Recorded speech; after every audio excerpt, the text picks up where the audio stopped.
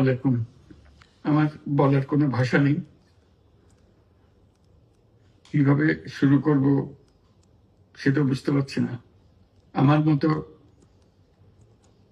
সারা দেশের লোক আজকে হতবাক।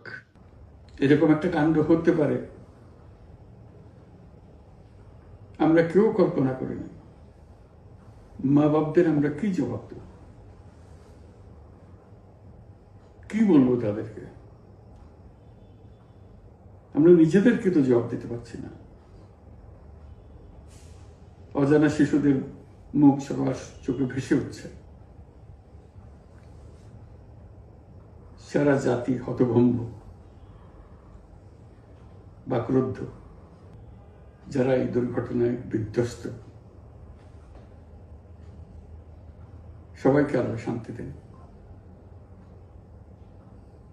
তাদের জন্য দেশবাসী সবাই আমরা দোয়া করছি।